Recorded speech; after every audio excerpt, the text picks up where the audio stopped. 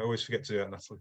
Yeah, Natalie walked into the GFA council chamber, as they call it. We call it a classroom for a level 2 course that Tony Ricketts and myself were delivering. And I say walked, I think you kind of limped and crouched in. You went in a good way, were you, Natalie, with your back? And yeah, no, used to play. She said used to play a bit, but I'm done. I'm finished. So I'm going to coach. Okay. Anyway, Natalie was outstanding on course.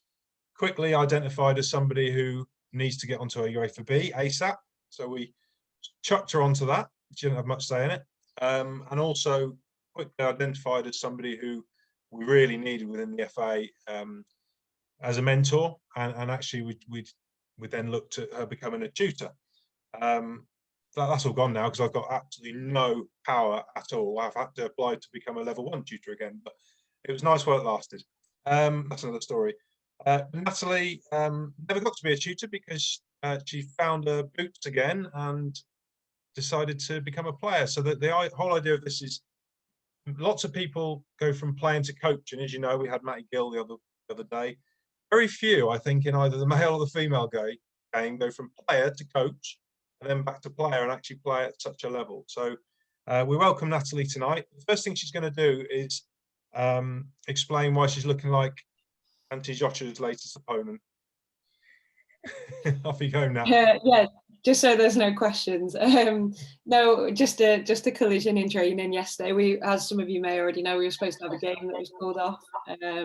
So we had house friendly instead. And my goalkeeper decided to elbow me in the side of the head, which resulted in a trip to A&E. So that's where I spent my Sunday before watching Leeds get trounced by Arsenal. Thanks for clearing that up. Should have seen the goalkeeper afterwards, though. Hey? Yeah, should have seen the other guy. Yeah. Natalie, thanks for coming on. I'm going to ask you a series of questions, but I've got a feeling there's so many familiar names present that we'll get a few from the people who are watching. First question I'm going to ask is, when did you start thinking about becoming a coach? So was it early on in your playing career, or was it kind of towards the end when you maybe picked up some injuries? Yeah, it's an interesting question because I actually did my level 1 when I was at college. So I did my level 1 when I was maybe 17, 18 years old. And I think back then it just kind of aligned with the course I was studying at college. And one of my tutors at college was actually an FA tutor as well. So he delivered the course in-house. There was a group of us that took it. I really enjoyed it. It was really good fun playing Domes and Dishes and Robin Hood and all those little games. So yeah, I kind of got into it that way. And like I said, I think through the education that I'd had at college and my experiences as a player, I just always had coaches that I looked up to. They were always people that, I spent a lot of time playing football, so they were always people that I could relate to. I don't think I ever thought back then it could be a full-time career, but it was certainly something that I was interested in. And then, unfortunately, after that, I actually had a bad experience, which put me off coaching for a number of years. And that's why it actually took me so long to then get on another course. And that's potentially why I didn't take my level 2 until, 4 or 5 years ago. So, yeah, it kind of was never really a burning ambition to do something to do full time. But it was always something that was in the back of my mind that I wanted to do because there'd been so many good coaches that had inspired me and helped me along the way. Presumably you don't want to share what that bad experience was. You don't have to. Yeah, no, I can. So I'm intrigued. Yeah, no, basically, obviously we're talking years ago now, well, 16 years ago, to be precise. So I just qualified my level 1 and I was really keen to get out on the grass and put the skills that I'd learned to good use. I was quite nervous about going into boys or men's football. So I was ideally looking for an opportunity within girls and women's football. Yeah. And thankfully that opportunity came about at a local club. So a club just 10, 15 minutes down the road from where I used to live in Wetherby up north. They had a really kind of good, successful boys setup, and they were actually looking for a coach to help start a girls setup. So to put it into perspective, they had one first team pitch, which they used to split into quarters, and there were different boys age groups that would train on each quarter. But when we started the girls setup, they gave me a little cabbage patch, which was probably a 10 by 10 at the end of the pitch by the change rooms that had never been cut, wasn't flat. But anyway, new coach, newly qualified, really enthusiastic, obviously wanted to do it for the girls. They made the session 2 hours. So the advertised session was 2 hours long, which, as we probably all know, with 5 to 11-year-olds is a long time. Yeah.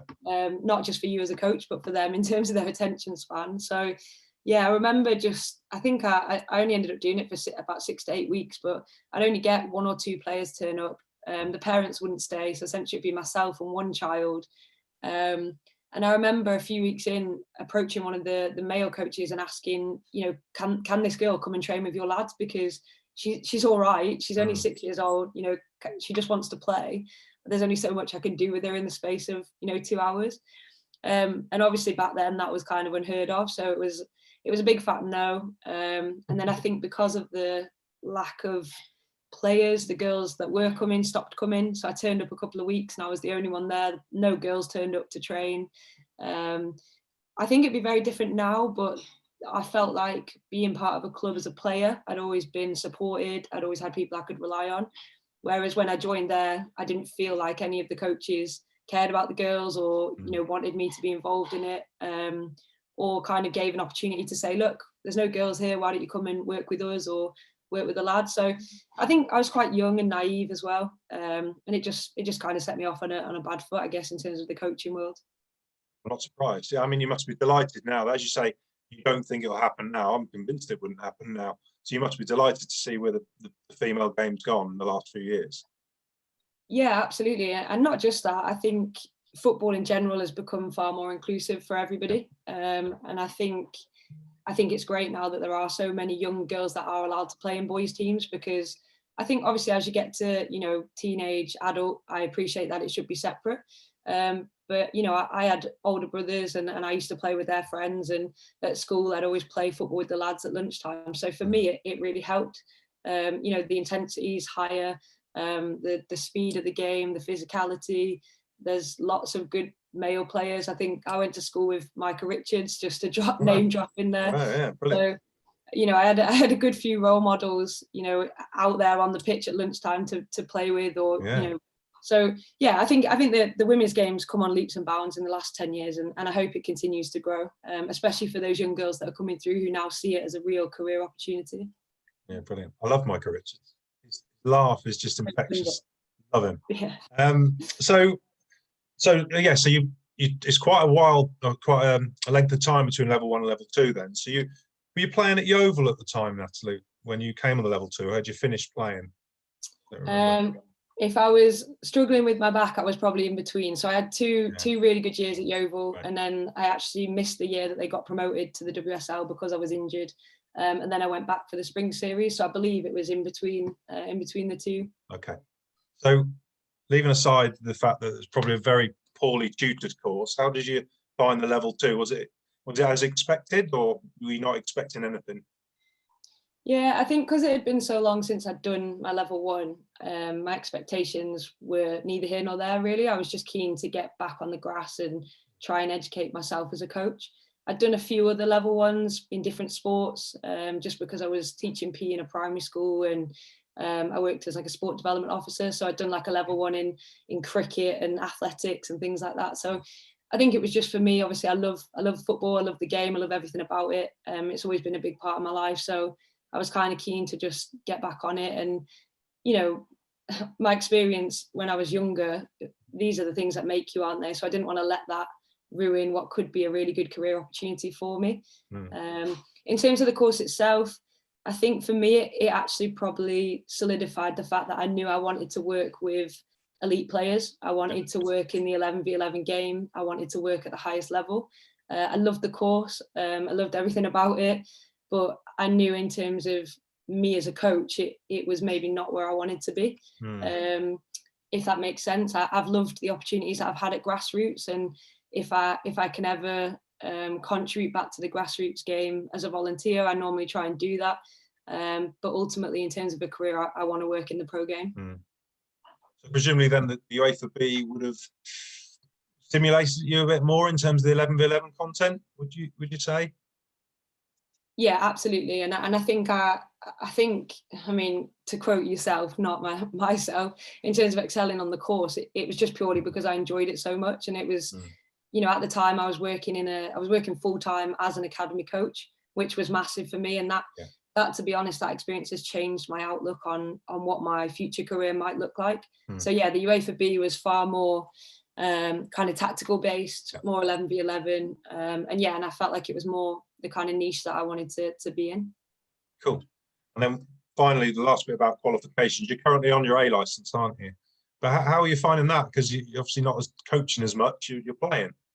Yeah, I'm actually not coaching at all at the moment. Right. The plan was that I would be able to coach with the RTC girls at Villa, so the academy girls. But because of COVID, we've not been able to mix bubbles. So I am doing some analysis work with them, which is obviously complementing what I'm doing on my A license. But yeah, I haven't been out on the grass for nearly a year now, which is it's difficult, as I'm sure most of the people in the call can relate to. And that's where we want to be. That's what we get a joy out of. But in terms of the course, I was lucky enough to get a place on the PFA A license. So in regards to the meetings that we have, it's brilliant for me because I'm in a group with lads who are working at Bournemouth. So Bournemouth first team, Bournemouth Academy, Bristol City. So there's there's lads in my group that I'm just learning so much from, who are ex-professional players and are now coaching in the pro game. So yeah, brilliant course, and the tutors are great as well. Just hard not to be putting the things that we're learning into practice, I guess. Yeah, it must be. So would you say that having gone through your coaching badges, level 2 and your UEFA B and now on your A license, has that helped you as a player? Do you now look through the eyes of a coach when you're playing? It's an interesting question, because I think in the heat of a game, I'd probably say no.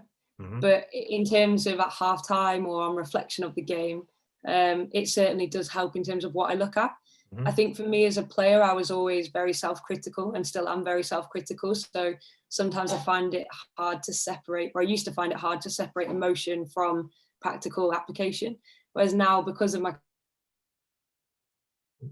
had and the people that I've met and spoken with, it does make it easier to objectify what I'm watching. And I think in turn that helps me support other players in the group who maybe haven't got a coaching background or maybe a little bit younger and inexperienced.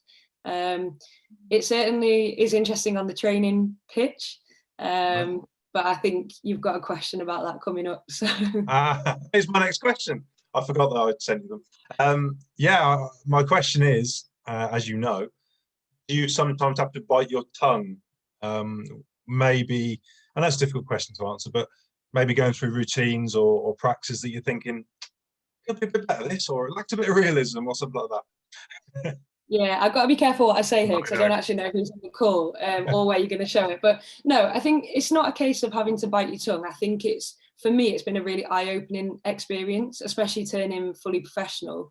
I think every single coach is different and every coach has a different approach. And I think we have to embrace that and celebrate that. But I think in terms of outputs, it depends what you as the coach want to get out of the session. So I will admit there's been sessions where I've had to reflect on my emotions as a player to understand like why I felt that way and actually try and decipher what the coach wanted from that session, because sometimes I'm unsure. I think the great thing about where I am is that I have 3 coaches who have recently done their A license, and they're absolutely willing to sit down with me and are happy for me to say, I was frustrated in the session because I didn't understand what you wanted from it. So are there moments where I don't understand why the session's been set up that way? Absolutely. But I think it's not kind of a bite your tongue. It's okay, I need to understand from their perspective what they want from me as a player. Are there things I do differently? Absolutely. But I think that would be the case for any coach. Yeah. Thanks, Nat. Brilliant. Libby, I think there's some questions, so I'll shut up for a few minutes. There are a few questions, and I think it'd be good to maybe go back a few steps into sort of like playing career and sort of where that all started and basically up until now, and just sort of focusing in on the play. Yeah, certainly. So I mean, where did it sort of all begin? Sorry, Libby, you froze there. Libby, say it again. Libby, you can repeat that because you froze. Can you hear me? I can hear you now. Yeah, just I don't know where you go up to, but just playing career and sort of where it all began up until now would be great. Yeah, cool. So as I already alluded to, I've got two older brothers who were keen footballers when they were younger. One played semi-pro, not very well, and it didn't last very long, but he was up there. My dad actually had trials at a pro club when he was a lot younger. Obviously not when there was big money involved, and he made the difficult decision to decide to go to university instead and follow a career in finance. So there's always been kind of a love of football in the family, which I think certainly helped. To be honest, I was always a really sporty kid. I played everything at school. I played netball, hockey, rounders, tennis, you name it. I probably played it, and I probably represented my school within it. And I just became one of those kids that the PE teacher would always ask to play any sport because I'd just run around for hours and you couldn't stop me. So I think for me, like I grew up in a small market town, which at the time had like a very well respected, again, boys club and men's club, loads of teams, and that's who my brothers played for. So when I was a lot younger, I used to get frustrated that my brothers would be at football training and I'd be at church with mum. So I used to throw a few tantrums about that, to the point that a couple of my brother's friends that played for the men's team actually set up a girls' team. And it was open to any age really, like 14 upwards. So it was a women's team, sorry. I say 14 upwards, that's an absolute lie. Nine and upwards, because I started when I was 9. And yeah, we just used to train once a week. We didn't play. I think I played for that club for 3 years, and we didn't play in a league because we didn't have enough players. So yeah, just trained once a week basically. Didn't have a team at school. I wasn't allowed to play in the boys team. So again, just played netball and hockey and different sports for school. And I didn't actually play competitively until I was 14. And I spent 1 year playing 7-a-side for a team in Leeds. And then I trialled for Leeds United. And I ended up playing for their under-16s for a year and a half, 2 years, before signing for the first team at Leeds, which was a crazy few years because I'd gone from playing grassroots football at 7-a-side to now playing at the age of 16 first team football in what was the Premier League back then. And then yeah, just kind of played for Leeds for a couple of seasons and then ended up on a scholarship to America. So having watched Bend It Like Beckham, as I'm sure many teenage girls did years ago, that was always my ambition. I wanted to go to America. I wanted to live the student athlete lifestyle and hopefully turn pro out in America, because back then that's where the pro league was. It didn't work out for me. I only stayed a year, and that was actually due to probably again a lot of naivety on my part, but I would say a fractured relationship with my coach. I think if I'd have got on better with the coach, I would have stayed out there. And again, that's kind of stuck with me a little bit as well, in terms of what could I have done better as a player to help that relationship. Maybe if I was her as the coach, what could I have done differently? And then yeah, kind of just randomly ended up at Yeovil playing in their summer tournament one year due to a mate that I knew that played there. And it just happened to be just before they'd got into the WSL. Got invited to trials by Sarah Lawler, who was the coach then, and ended up becoming captain for them a year later, before obviously doing my back. I don't know if I've missed anything there. I played at uni, obviously, when I came back to England, played for GB unis as well. Went to the World Junior Games in China, which was a very good experience. And then in between playing at Yeovil, ended up playing rugby for a bit, because when you've got a bad back, that's what you do. And then yeah, here I am, back playing in the WSL for Villa. So I actually stopped playing a couple of years ago because I thought I was done. I didn't enjoy it anymore. I wasn't a good teammate. I wasn't a good player to coach. I probably took too much on work-wise and wanted to focus on that. But the footballer in me wouldn't have it. And that summer I said, right, I'm going to give it one more go. And I went to an open trial for Villa, was put on a 6-week trial over pre-season and then offered a 1-year deal.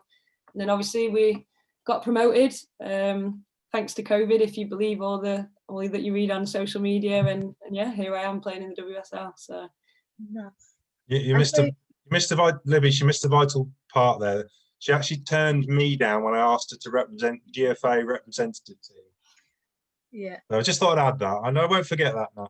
Okay, well, we need to get facts straight there, Steve, because technically I wasn't allowed to play for you. We would have found a way. We would have found a way. Played. Anyway. I'm intrigued at, so when you had the break between when you just like, no, I'm not going to play anymore, until you going for a trial at Villa, what was there any fitness within that point, or did you just go, no, I'm scrapping football, and then you got to this point where you're like, I'm going to trial for Villa, quick, let's go get fit? Or have you always just enjoyed running and carried on? Yeah, so I think anyone that knows me though knows that I'm a bit of a gym rat. So I love training. I've always loved training. As I said, when I was a kid, you couldn't stop me running around. We used to play like street hockey on the streets, basketball. Like I played table tennis with some kid that was like ranked 3rd in the country. Like it's just one of those where I think everyone has or finds their passion in different things. And I think for me, I can get quite in my own head at times. I can get quite stressed quite easily. So going to the gym and training is my outlet. So I actually really enjoyed just training on my own for a bit, staying fit. And then, yeah, I mean, I won't lie, when I thought about going back for the trial, I did contact a strength and conditioning coach who specifies in football. And she really helped me get fit for that trial. If I hadn't have done that, I don't think I'd be playing for Villa now, because I'm not the most technically gifted player, but I will always look after myself. I'll always try and push myself to be as best as I can, as fit as I can, and I work hard. So I think the fact that I did that in that time actually helped when it came to the trial. Absolutely. There's a question here from Anthony. What does the structure of your week look like as a professional player in COVID times compared to pre-COVID? Like training, playing, etc. What's a week by week, day by day look like? It's an interesting question, because I've not actually been a professional footballer when it's not been COVID. So I can give you an idea of what it looks like now, and maybe hint at what I think it might look like if it wasn't COVID. So yeah, at the moment we're pretty much in most days. We normally get 2 days off a week, and that will completely depend on when our games are. So as a rule of thumb, normally match day +1, so the day after a game is normally a day off. If you're a golden oldie like me and we've got 3 games in a week, the next day is normally you're in, but you're doing active recovery. Whereas the young'uns and the girls that didn't play will be out on the field, obviously getting the minutes in, getting it in the legs. In terms of a normal week, so if we're playing, just say we've got a weekend game and no midweek game, so we'd be off Monday, in Tuesday, Wednesday, off Thursday, in Friday, Saturday, and then game Sunday. In terms of what we do in the day, because of COVID, it's limited. Like we're not allowed to have team meetings because we can't be inside together. We normally train for a couple of hours, and then we'd have lunch, which is provided by the club. But again, at the moment, we're not allowed to sit and have lunch together. We have to sit in our car, or we have to walk around and eat it, or we have to sit individually. And then we might have a gym session in the afternoon. So normally Tuesday, Wednesday, or Monday, Tuesday, Friday, we might have gym sessions in the afternoon. And that's a mix of things, a bit of power, a bit of strength. We do a lot of speed work out on the pitch as well, just because that's one of the biggest step ups to going into the Pro League, is just the pace of the game. And then, in terms of meetings, we do still have team meetings, but they're pretty much done like this, so over Zoom or Teams. And normally that will be a game review. So if we played on the Sunday, we'll have a game review on the Tuesday morning before we're in. And then a game preview will normally be like the day before, obviously with the starting 11, and then going into set pieces and things like that when we're out on the training pitch. Without COVID, I think we probably spend a lot more time together as a team. We haven't really been able to do any team bonding or anything like that.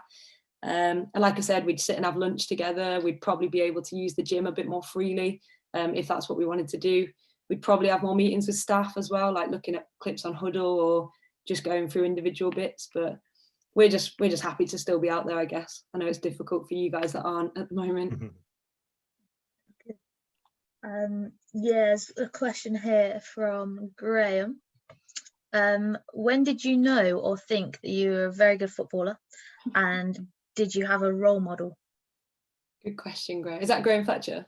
It is. Okay. Hi, Graham. Long time no speak. A very good football. I guess that's a matter of opinion, but I think for me, like I said, when I was younger, I just loved the game. Like I was one of those kids that'd be out on the street till the sun come down with a ball at my feet. Didn't matter if anyone else was there or not. And I think that time allowed me to just fall in love with the game and fall in love with having the ball at my feet. And I think because I played so much sport as a kid, I was quite athletic, I was quite quick. I've got quite a strong frame, so I had all the good attributes potentially that you'd want of a centre half anyway. And also I was quite, not gobby, but I was very chatty and communicative, and Graham, as you know, I'm not afraid to speak my mind. So I think that made me a potential candidate to be a good captain, which I've been of a few teams that I've played in. In terms of recognising when I was a good footballer, I still don't think I have recognised that. If you ask any coach that I've worked with, I'd say that's one of my biggest downfalls, is a lack of confidence. And I don't believe you can ever be at the top of your game. I think you've always got to be striving to be better, whether that's playing, coaching, whatever you do. So I can't answer that one for you, Graham, because I don't know the answer. But, you know, I think I look back and I've had so many amazing opportunities with football that I wouldn't change for the world. And I must have been doing something right to have got to that point, I guess. Gary Piggott has got some questions. Not Livy's dad. It's not my dad. So with your A license, has that been online? And if it has been, in your point of view, what has it been lacking compared to, well, not? And then the other one was, do you think that since doing your B license and embarked on your A, that you've become a better player? Okay, so I'll take the first one first about my A license. So yeah, everything we've done on the A license has been online. I've not met one person in person that's in my group or my tutors or anything like that. Which, as I'm sure everybody in the call can imagine, as a coach, that's crazy to think that you're on this amazing coaching course, amazing opportunity, striving to be at the top of the game, and you're not even out on the grass. You haven't delivered a session plan or whatever. So it's different. But as I said before, I'm just grateful to be on the course and have that opportunity. In terms of what it's lacking, I think we all know and hopefully can relate that we love what we do because we love being around people. We love kind of bouncing off people, whether that's our assistant coach or parents or the players that we work with. So I think that's difficult at times, is that you're trying to learn all this stuff and take on all this information, and all you want to do is put it into practice, and you can't do that. I think it's difficult in terms of motivation as well, because I know when I did my B, I'd learn something and I'd be like, right, okay, I want to go and put this into practice at next week's training or the week after. So it's trying to stay on top of that and keep a record of things that you kind of want to go and implement in the future, and not neglect that information, find a place for it and store it for the future. In terms of the second question, am I right, Libby, in saying that was from my B to my A? Did that help me as a player? Was that right? Yeah, but well, both have doing both of them helped you as a player. Yeah, definitely. And as much as I hate to admit it, actually being on my B was what kind of gave me a platform to go back and play in the first place, just because it brought back my love for the game. It showed me that I could still play. I was working with, obviously not trying to make Steve's head any bigger than it is, but I was working with good tutors who, inspired me and put an arm around me as such in terms of as a coach, and that kind of inspired me to think, well, if I can continue playing for another few years, I can continue my education as a coach, both on and off the pitch, and essentially that will put me in better stead moving forward. Has it made me a better player? I think it's made me more aware, and it's definitely fueled my interest in analysis, looking at opposition. As I mentioned before, watching myself back wasn't really something I was very good at. I didn't like it. And I couldn't take the emotion out of it. Whereas now as a coach, I really enjoy looking at, okay, well, we lost this game, but where did we lose it? How might we overcome that if we played against this system again? Or, how might we eradicate this team's threat? How might we use our strengths to overcome this team? So yeah, absolutely, it's made me a better player. And likewise, I think now playing at this level will make me a better coach, because I think it's given me opportunity to meet more coaches, to play under more coaches, to see how different environments work, to make a mental note of things I would do and things I wouldn't do, or things I do differently. But yeah, no, definitely. There's a really good question here from John. What advice would you give a coach with experience of coaching in the male game when considering transitioning into the female game? Okay, that is a very good question. It's also very timely as well, because I don't know how many of you on the call follow Villa. It's okay if none of you do, but just as a quick kind of overview, we've actually just had a new coach come in, and he has worked in the female game before, but he's very much got a background in the male game. So it's interesting to see the difference in coaching styles from him and Gemma, who obviously was our head coach before. So in terms of the question, I think female players are very much about the why a lot of the time. So they ask a lot of questions. They like to know what's expected of them, why it's expected of them, and how it's going to help the team. So I think it's just being very clear in terms of information. I would also, my best piece of advice would also be that females have a lot of hormones, which we're all aware of. And I think that it does require a certain type of man management to get the best out of female players. And it's understanding the player, understanding what makes them tick, knowing who you can have a pop at and it's going to make them work harder, and who maybe you need to just pull to one side and say, look, I can see what you were trying to do, but actually, you know, I want you to do this or try this next time. And I actually think that's why grassroots football can be extremely helpful in terms of working with younger players and transferring that into the female game. And I don't mean that females are potentially behind in terms of their way of thinking or anything like that, but I think it takes a certain type of sensitivity and caution when speaking to certain female players. I know for me personally, I can take things quite personally, and I also am quite black and white. So I just like to be told, like, you know, this is what I want you to do, go and do it, or this is what you're good at, do this more. Whereas other players might want to know, you know, but if I do that, what might this happen? And if I do that, what would you think? And so, yeah, my best piece of advice would be to understand your players 100%, get to know the people. I do think a lot of female players are very intrinsically motivated, which is a real positive, but sometimes that can boil over into frustration. So know your player, know what works for them. Don't scream and shout. I know a lot of male coaches that work in the female game that have come from male football, and it is a different environment. It's a very different environment. So yeah, know your players, know how to get the best out of them, and enjoy it. Like, do it with a smile on your face, because female players are incredible to work with. I'm not saying male players aren't. I've never worked with male players, but it's a great environment to be in my opinion. Great question and a great answer. Yeah, great question. I'd actually come to Steve with this one, because wasn't Bath Uni the first time that you'd coached women? No, I coached a little bit with the Gloucestershire FA, but there was only very part-time, because we would only have half a dozen matches and maybe a training session every 6 weeks. But the regular contact with the team was with you lot. I don't think I screamed and shouted at you, Libby, did I? Is that what's coming next? Once. That was deserved. Once, yeah. But it was deserved, you're right. But Natalie, that's interesting from my point of view. The reason I went into the female game for coaching was because more and more female coaches were coming on course, or coaches in the female game were coming on course. And I just felt I've got no experience of this whatsoever. So how can I try and support these coaches? So that's why I put myself forward for the GFA gig, if you like. But I did love it. I loved it, and I wanted more, and that's why I went to the Bath Uni, and COVID hit that, and that's why I'm now working with Cambridge. And I do love working with the female players. I think they're brilliant. And it's Can really, I just?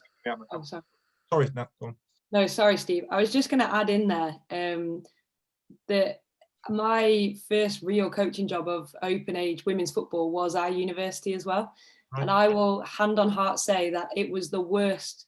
My role, like my output in that role, was probably the worst version of me as a coach that I've ever given. So the reason I give that piece of advice is because even as a female player, I went into that role thinking, oh, I've played at this level, that I can do this, I'm going to be a great coach, these girls are going to love me and relate to me. But what I didn't do was take the time to get to know their environment, take the time to get to know them individually, take the time to get to know what do they actually want from me as a coach and what do they want from this season. And it ended in an absolute car crash. So as much as I'm a female player and I can sit here and preach to the high heavens that I know how to work with female players, I've not always had that knowledge. And it's just all these things, like I said before, that make you as a person and a coach. And don't get me wrong, I'm far from perfect and have made many mistakes, but I think in terms of the female game, that was a massive like eye-opener for me, knowing that I wanted to work with adult players and elite players. And it's something also that Gemma Davis at Villa has been very good with, and I've learned so much from her in terms of how to get to know your players, what sorts of things to do with the group, and mainly that it's okay for the players to show that they're vulnerable, because essentially it creates a sense of security and a sense of belonging within the group. Yeah. Very good. Good to me, Libby, is it? Yeah, you Great. crack on. Now, am I right in thinking you headed to Scandinavia for a short time to play? Yeah, that's right. Where about? I've said Scandinavia because I can't remember the exact country. Is it Denmark, or have I guessed wrong? Yeah, no, that's right. It was Denmark. In the brief time you were there, did you notice a different approach to training and coaching over there as to what it is over here? Yeah, and that was actually part of the reason why I wanted to go and play over there, just to see what the environment was like, what their culture was like. In terms of the team that I played for, they had a club philosophy which resonated from kind of their male and female youth teams all the way up to the male first team, who was pro, playing in the top league, and their women's first team, who are now also playing in the top league over there. Okay. So it was very much, this is how we play. This is how we play in any team that you're part of. This is the club's DNA, and they were a very kind of high pressing, high working, intense team. So everything we did was at 100 miles an hour. Right. And as like an aging centre half, that's not really something I was used to. So a lot of the sessions were very, very intense. Everything we did was transitional. So lots of small sided games, whether it was 2v2, 2v1s, 4v4, however you want to look at it. Very high tempo. Everything was bang, bang, bang, go, go, go. So it was just a bit like I would imagine Marcelo Bielsa's sessions to be with Leeds. So yeah, it was very interesting. But I think that was because of their club philosophy. Had I gone to a different team, it might have been different. But in terms of the fixtures that I played, and I would say this, I believe that WSL is one of the best leagues in the world for the tactical nous of the coaches that are in that league. I think there's lots of excellent players across the world, but even the American players that have come across are saying, we want to play in the WSL, because I think it was Dalkamper, the new Man City centre half, who's a World Cup winner, said she wanted to play in England to learn the tactical side of the game. So for me, I think that's still lacking in other countries in the women's game. And actually that's why I have ambitions to go and coach abroad eventually, because I think we can actually teach other countries a lot about the game, especially on the female side. Brilliant. Which leads me nicely to my next question.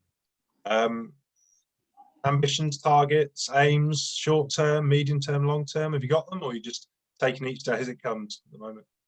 Yeah, it's a difficult one, because I've never really been that kind of person. I've always just gone with the wind, and I've had a lot of different careers in my time in terms of jobs that I've had and places that I've coached or played football, or even places that I've lived. So for me, I'm not about settling down. I've never really been settled. So I'm happy to say that, in 5 years' time, I hope to be coaching abroad. But that's not to say that if in 2-3 years' time I was deemed good enough to be coaching in a WSL side, then I'd happily stay in this country. So I want to work in the pro game. At some point, I would like to branch out and coach in the male game. Potentially long term, I don't know. I think that I know there's a lot of debate around female coaches working in the pro men's game, but for me, if you're good enough, then you deserve to be there, and that works both ways. So yeah, my ambitions are to coach in the pro game, not necessarily as a head coach. I don't like the idea of being in the media every week or anything like that. But I would like to be the brains behind an operation that is developmental. Winning titles is great, and I would never say no to that. But as I alluded to before, if I can go to another country and essentially become a head of women's football or director of women's football or whatever you want to call it, and essentially build a program that gives young girls, females, women, whatever, the chance to play and play professionally, then you know, what could be better than that? Sounds brilliant. Sounds like I've got a plan. Brilliant. Okay, as a supporter now, who's the most difficult opponent this season for you so far? In the WSL? Individual opponent. Yeah. Individual opponent. Yeah. Oh, Not goodness. a team, like a striker. It's difficult because there's a range. So, like, for example, Ebony Salmon at Bristol is just got raw pace. She's an excellent finisher and she's just got raw pace. So to defend against, she's an absolute nightmare. So she would definitely be up there. I know she's just got an England call-up, senior England call-up, which is awesome, thoroughly deserved. She's an absolute nightmare to defend against. But then you look at people like Georgia Stanway, for example, who plays for City. Very clever player, clinical, drops in, runs in behind, harries, does everything that a good centre forward would do. Obviously, Tobin Heath is another one. Thankfully, we managed to keep her quite quiet when we played Man United, but she's still got a cheeky little Megs on the touchline. So, you know, that's flying around on social media at the moment, I think, on the WSL's Twitter page. So, yeah, thankfully, it's not on me. All right. But yeah, do you know what? There's so many fantastic players in the WSL now. But yeah, I'd say Ebony Salmon, Georgia Stanway, and obviously Tobin Heath's up there as well. Right. Thanks. And in terms of like your own team, what would you say? Yeah, is a tricky one to defend in when you're playing five-a-side, end of training. Who do you want on your team, and who is the goalkeeper by the sounds of it? No, she was on my team when this happened. Oh no! I mean, Mana Iwabuchi is just, my goodness, what a technician she is. She's been a phenomenal asset to us since she arrived a few weeks ago, and I'm pretty sure her meg count on me in training is well into like double figures at the moment. And yeah, she's got step overs for days. She's just a fantastic player. Like, there's nobody in our group that technically comes close to her. Emma Follis is also another tricky one. I'd rather have her on my team than against, because again, she loves her megs. But yeah, do you know what? We've got a really good squad, but Mana is another level. Yeah, there's a question here, Oggy. What more do you think that needs to happen in the Southwest to improve girls' football? And if you can change something, he said, get your magic wand out. What would it be to get more opportunities for the girls? Yeah, I think it was a real shame that Yeovil obviously were pushed out, however you want to call it, of the WSL. I think obviously Bristol City have long been standing in the top division as a good team, and rightly so. And I think that's been massive for that area. But having Yeovil in there was something else. And I know I'm not from that area, but working with players that are and were, and working with people at the club that were just so passionate about getting them there and keeping them there, I felt like that was a real kind of marker for the Southwest, and it's a real shame that maybe that's not worked out at the moment. I do have every faith that they'll be back up there soon, hopefully. Obviously, they've got a good group of staff and a good group of players, but in terms of the Southwest, it's an interesting one because there's actually a number of very good players that come from that area. So I know a lot of coaches that work down there as well, and I think I'm right in saying that Abby Sadler's obviously on the call, who's doing everything she can to develop coaches on that corridor and hopefully increase the opportunities for female players. So in terms of what I would do, I'm not sure, because unfortunately the way the game's going, it comes down to funding and money. So unless we can fly some multi-millionaire in from overseas and we can get them to invest, which I'm pretty sure Yeovil have done, haven't they, from the States? Libby, can you help me with that? I don't know. We've got some people in. Isn't there a chap from the US that's invested in Yeovil? Yeah, he's putting some money, which is what they need. Yeah, exactly. And unfortunately, I say unfortunately, obviously it is a good thing, but that is the way the women's game's going. It is about money now. It's about sponsorship. It's about funding and investment. So until we can get that within the Southwest, I'm not sure what other opportunities can open up. Obviously, I'm aware that Rachel Lawler-Edwards obviously runs the ACC down there, which again is a great pathway for any talented girls in that area. Obviously, I was lucky enough to work at the Gloucestershire FA ACC, and we've seen the likes of Naomi Lazell, who's playing first team at Bristol, Izzy Cook, who's also in the first team there now and training with them. So yeah, I think it's a difficult question. It's a very good question. And if that's where I end up in 5 years and we've managed to get a pro team down there, then happy days, I'd happily take that. But yeah, I think Yeovil will come back. I think it will take time. I think it will take investment and a bit of patience. There's lots of good players that have come from that area, and I've got every faith that there'll be more that come from there over the next few years. Yeah, it's an interesting one with all the finance stuff. Has its pros and cons, right? Yeah. There's a good question here, Carl. Going through your coaching badges, how many female coach ed tutors did you come across? And do you think that if there were more, it would encourage more females to go into coaching at a high level? It's a very good question. How many female coaches? On the particular courses that I've taken, there haven't been many, but I do have a lot of friends that have worked for the FA in coach education. So the likes of Abby, Stacey Miles, I think Sarah Lawler did a bit as well previously, could be wrong. So yeah, it's a really interesting question, because I think for me, it doesn't matter. It shouldn't matter whether it's female or male. It's whoever's best for the job and supports you along the way. I think there is a little bit of stigma that still exists in terms of females maybe not feeling comfortable to come on those courses, and I quite like the direction the FA's gone. I know it hasn't happened as much recently because of COVID, but bringing players onto the course. So rather than the actual candidates playing on the course, they're bringing in players. And I think the in situ visits have also really helped, because females can then feel comfortable in their environment, that they're being kind of assessed or supported in their environment, which is massive. I know previously that, Steve, correct me if I'm wrong, I don't think that happened. So I do think the FA has made some good changes recently to support female learners. And I think that's been reflected in the amount of female coaches that are now coming through the pathway. I know on my A license, I think there's at least 4 or 5 females on there. I know that's the pro course, of course, but yeah, would it help more females? Maybe, but in my experience or in my mindset, it shouldn't matter. All of the guys that I've had in terms of coach ed have been fantastic, and are actually the reason that I'm still in the pathway and still looking at it as a career, to be honest. A bit of context, actually.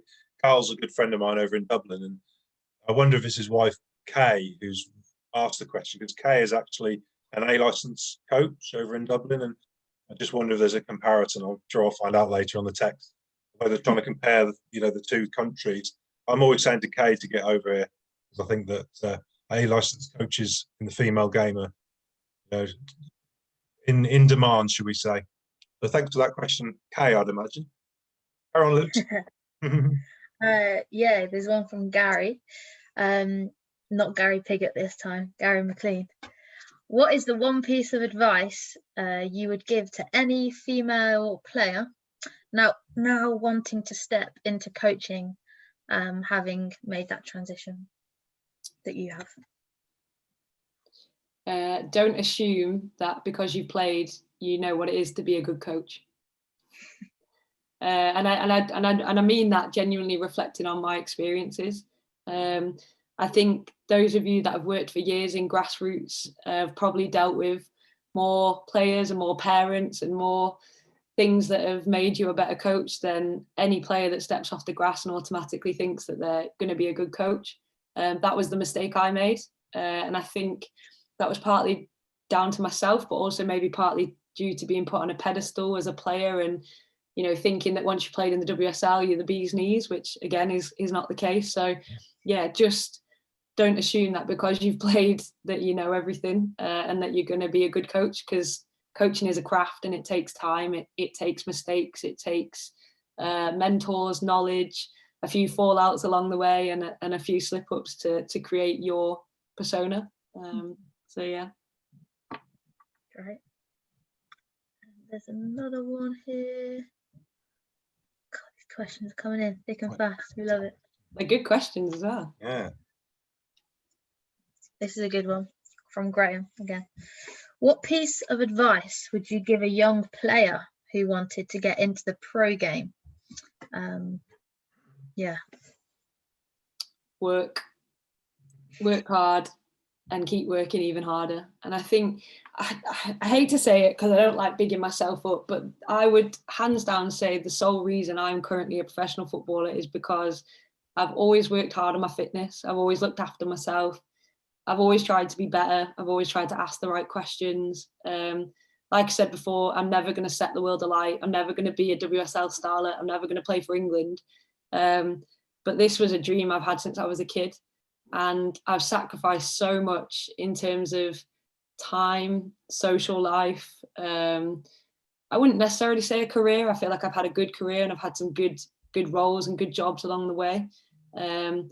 But when you work, as most of you do, you know, a 9-10 hour day, and then you drive a couple of hours to training, and you train for a couple of hours and then you're knackered, but you've got to drive home 2 hours and then you're back in a school at 6:30 in the morning. It is tiring. It does take its toll. And I think, you know, like I said, I wouldn't be where I am now if I wasn't a hard worker.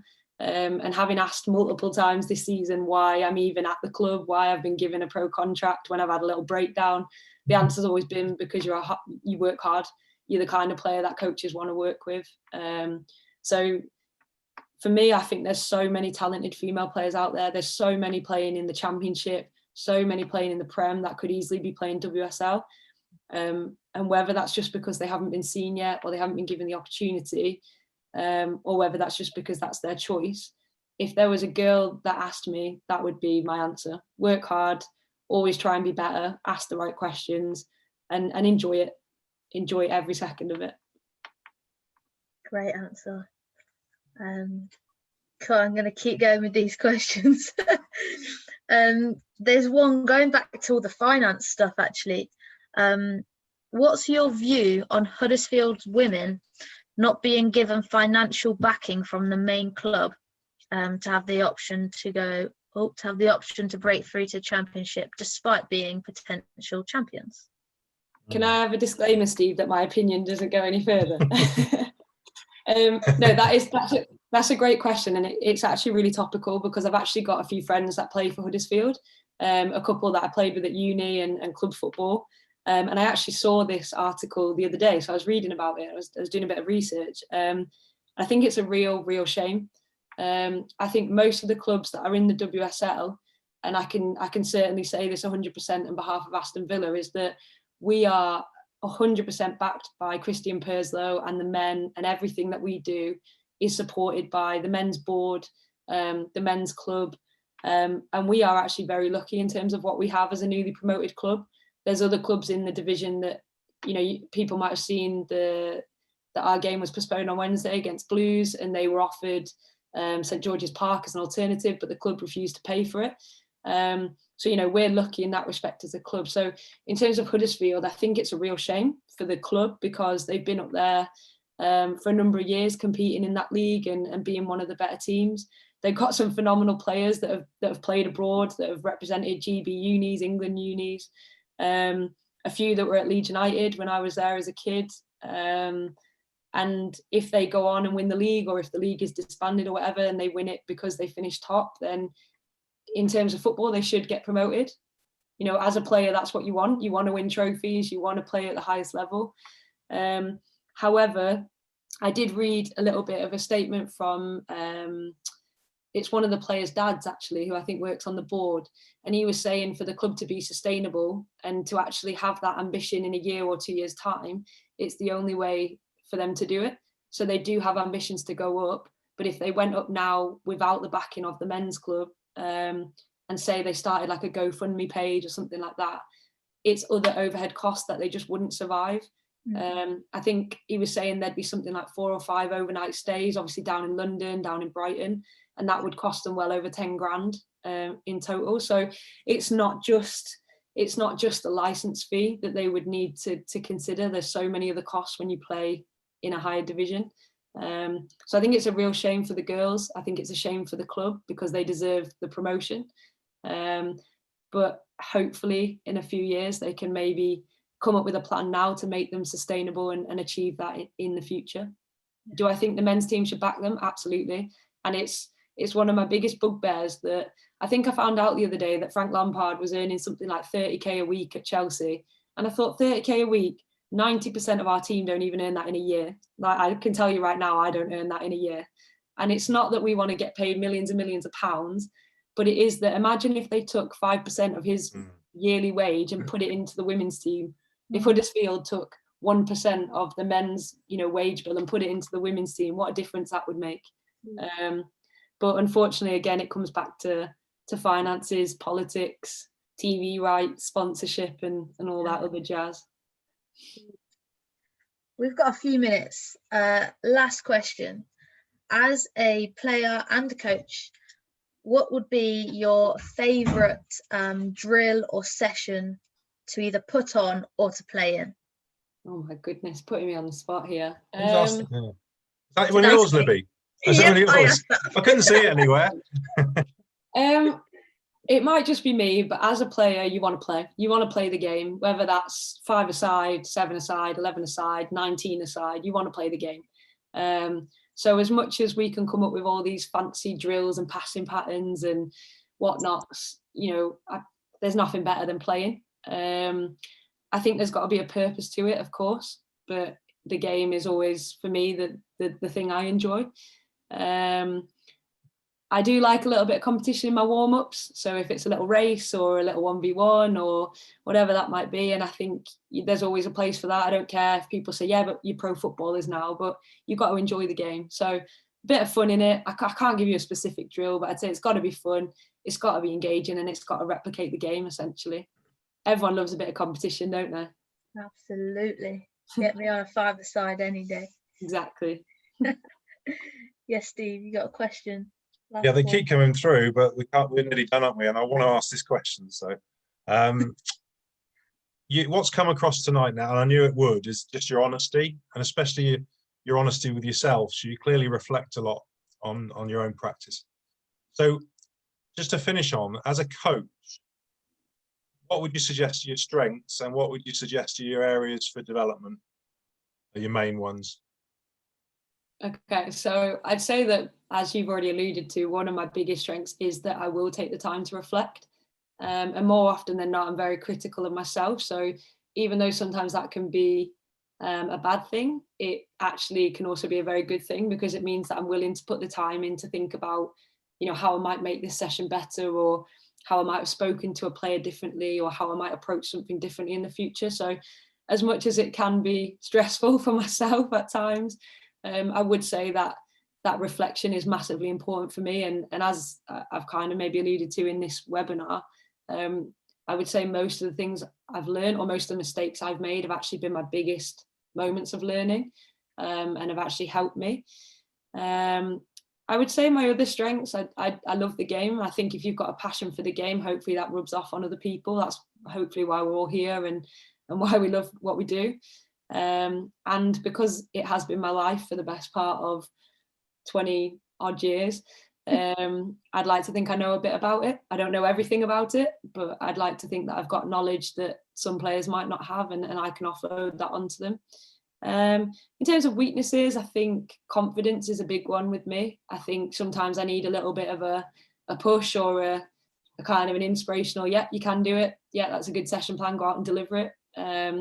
And I think one of the things that coaching has taught me is that nothing's ever perfect.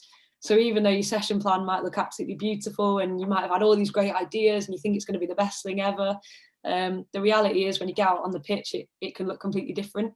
Your numbers look different, your area looks different, the heavens have opened and the kids don't like the rain. We all know that. So I think just confidence is probably my biggest weakness, and that resonates across a lot of things. So yeah. I could have answered that for you. I've written down. Natalie, thanks so much. Anthony, there's a question there from Anthony. We haven't got time to address it, but I really would like, and I'm sure Natalie would like to help you. So, Anthony, can you drop me an email? Can you type in the email address, Liv? Is that all right? Because I'd like to help, and I'm sure Natalie would. Finished, and that was absolutely brilliant. Thanks so much for coming on, Natalie. Thank you for having me. Great. And we forgot, honestly, you can't, genuinely, I forgot all about your eye. I got a message this morning panicking. Oh, I look dreadful. You look fantastic. Libs, thank you. Oh, so Anthony said, yeah, okay, so we'll contact him. Oh, he's got, okay. Yeah, I cool. got you. Yes, guys, we'll send out the recording of this one and then Stu's one in the next few days, so you can re-watch it because it's been so great. And also there's loads to come. We're only halfway through, so it's not too late to book on at all. So do email us, and we'd love to see you on the next one, which is, Steve, on Thursday. Gary Lewis, who's over at Seattle Sounders. Good knowledge, Gary. Thank you. So yeah, Spot on. we'd love to see you there. Thanks for coming. Yeah. Thanks, everyone. Thanks, Natalie. Cheers, guys. Thank you. Cheers, Nat. Yeah.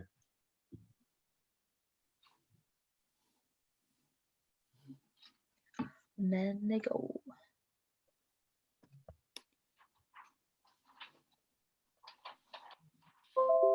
What?